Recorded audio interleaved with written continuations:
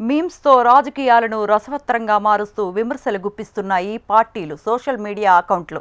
ప్రత్యర్థులను విమర్శించేందుకు మీమ్స్ను వినియోగించుకుంటున్నాయి. రాజకీయ ఉద్దండులను సైతం మైమరిపించేలా సామాజిక మాధ్యమాల ద్వారా పోస్టులు చేస్తున్నాయి. కొన్ని రోజులుగా పార్టీల మధ్య మీమ్స్ ఫైట్ కొనసాగుతోంది. తాజాగా పాకిస్తాన్, భారత్ మధ్య కాల్పుల విరమణ ఒప్పందం తర్వాత ఆ ఫైట్ మరింత తీవ్రమైంది. నరేందర్ సరెండర్ పేరుతో ప్రధాని మోదీపై కాంగ్రెస్ తన విమర్శలను మరింత పెంచింది. ఈ క్రమంలోనే అమెరికా అధ్యక్షుడు Trump famous make America great again red క్యాప్ను పోలిన క్యాప్ను రూపొందించింది. దానిపై మేక్ అమెరికా గ్రేట్ అగైన్ బదులు నరేందర్ సరెండర్ అని రాసి మీమ్గా క్రియేట్ చేసి సోషల్ మీడియాలో పోస్ట్ చేసింది. ట్రంప్ ఫోన్ చేయగానే ప్రధాని మోదీ పాకిస్తాన్తో కాల్పుల విరమణకు అంగీకరించారని, అమెరికా ఒత్తిడికి ఆయన లొంగిపోయారని ఈ మీమ్తో కాంగ్రెస్ ఆరోపించింది.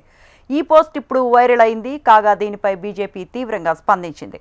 మోదీ నాయకత్వంలో టెర్రరిజానికి భారత్ గట్టి సమాధానం ఇచ్చిందని, నిజానికి కాంగ్రెస్ నేత రాహుల్ గాంధీని ప్రజలు పాక్ ఏజెంట్లా చూస్తున్నారని బీజేపీ నేత అన్నారు.